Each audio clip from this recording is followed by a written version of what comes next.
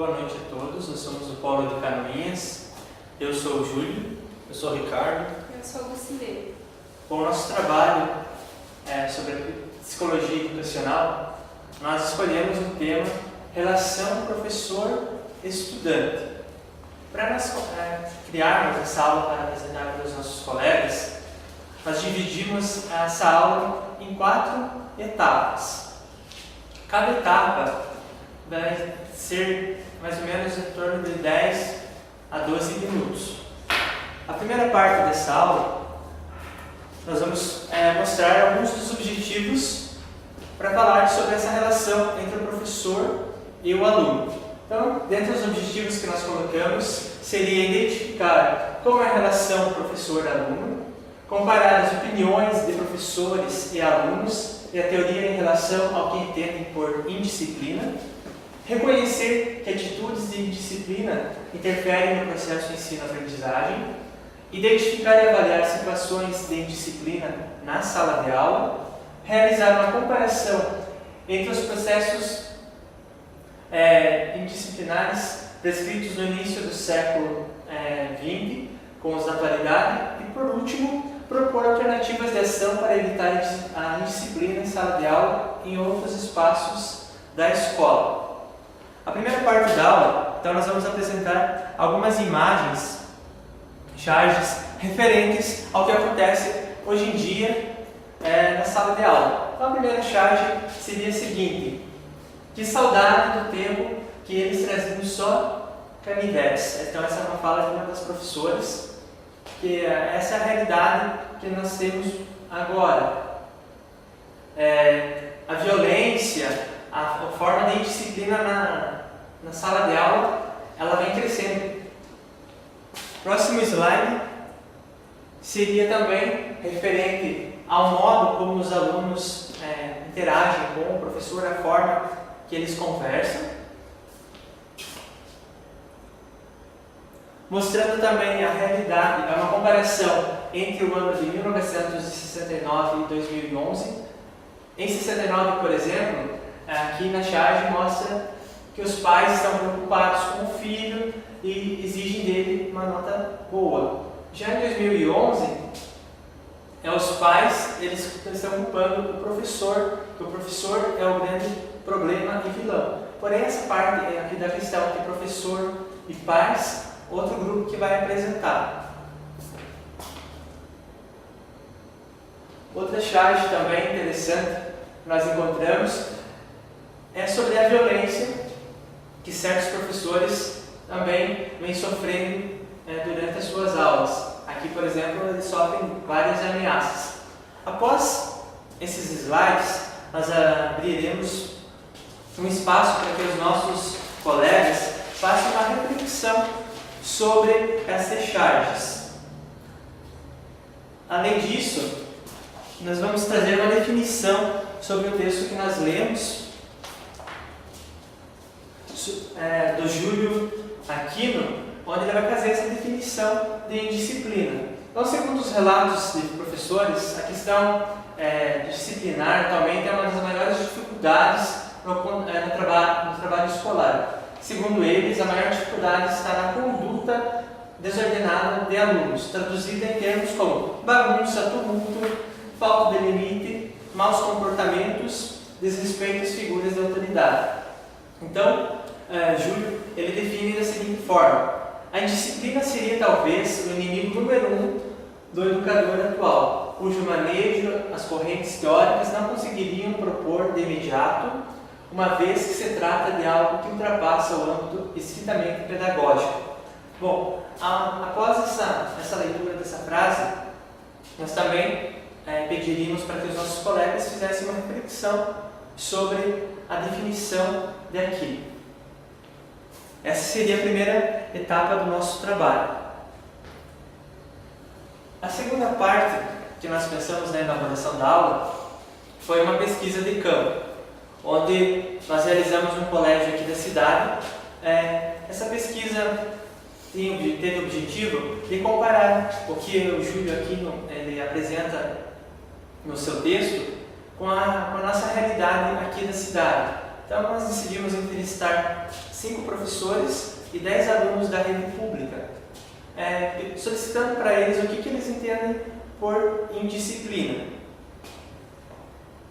Então a primeira parte aqui da entrevista é com os professores. Por exemplo, o professor número 1 vai dizer o seguinte, que ela é relativa a quem está ministrando as aulas, pois se o professor prende a atenção do aluno, ele torna-se disciplinado.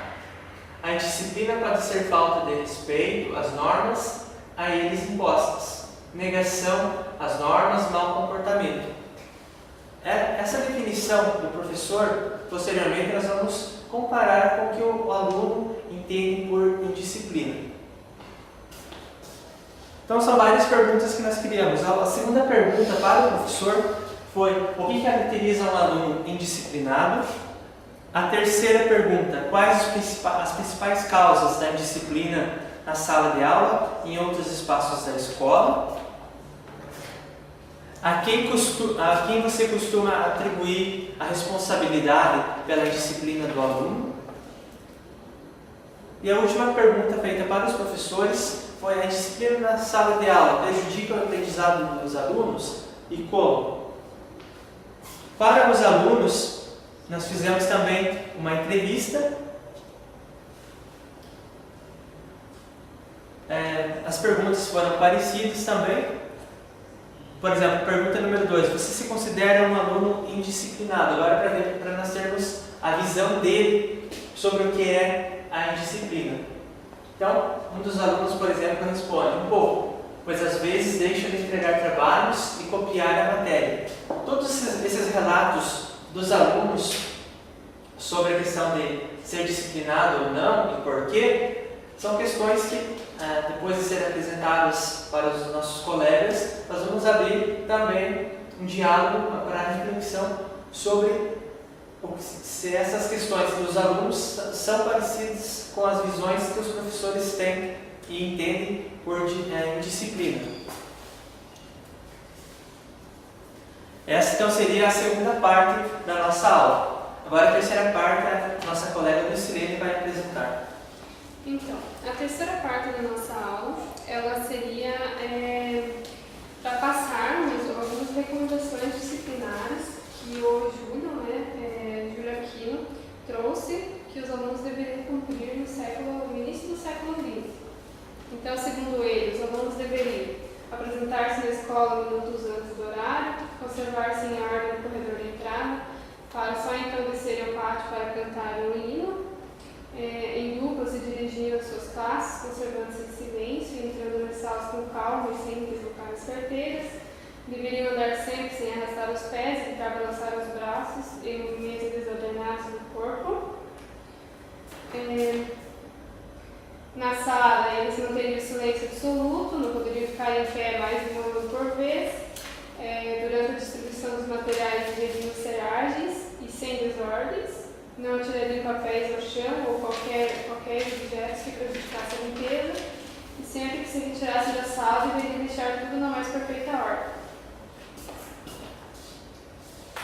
No recreio, disciplinas se manteriam, os alunos deveriam se entregar a palestras ou diversões que não produzissem grandes alardes, deveriam merecer atenção especial ou punição os que se excedessem em algazarras que prejudicassem a tranquilidade dos demais.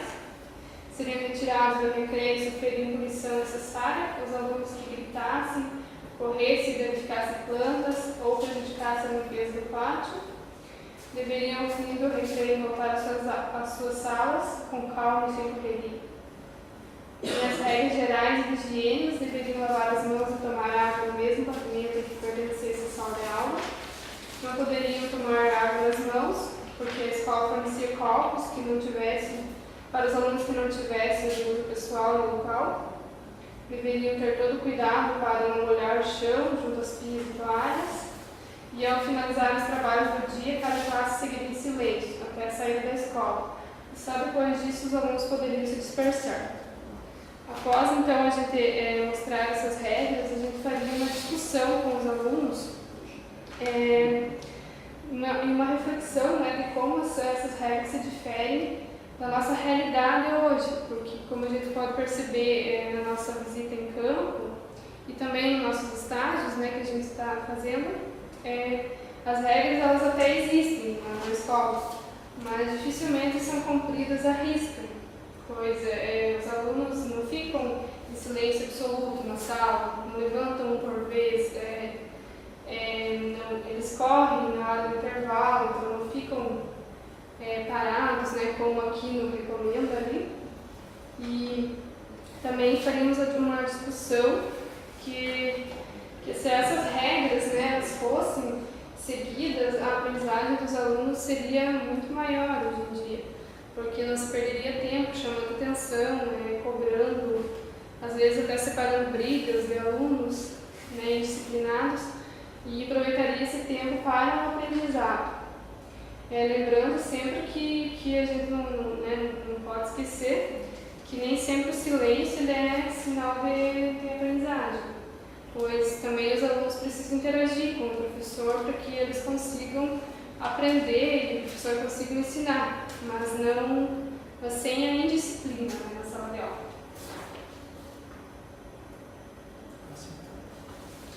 Na quarta etapa, né, a equipe traz um mapa conceitual, né, que traz as diferenças entre disciplina e disciplina, onde aborda, né, como foi feito esses questionamentos do mapa. Aqui tem as causas: desobediência, falta de sensação de pertencimento e tédio.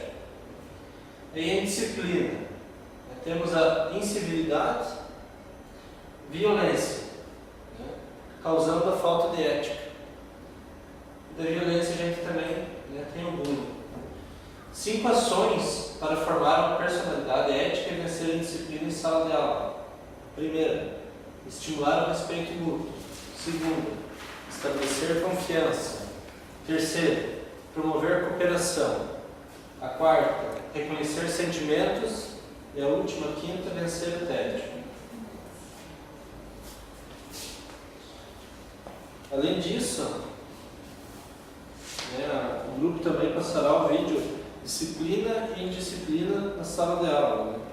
A gente encontrou esse vídeo e achou, né, interessante passar.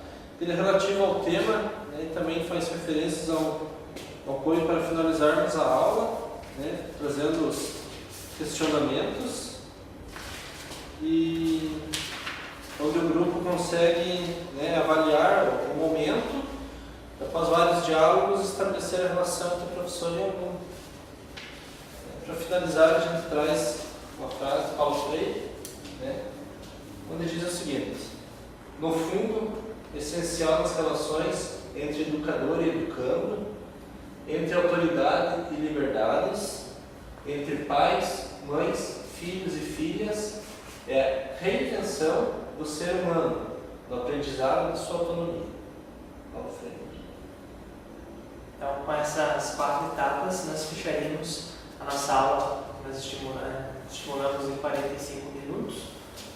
Então, essa aula nossa seria expositiva, argumentativa e também dialogada, né? Porque cada um tem uma perspectiva diferente sobre a disciplina. E como eu falei no início dessa apresentação, essa aula seria mais para nós refletirmos sobre a disciplina nos dias de hoje.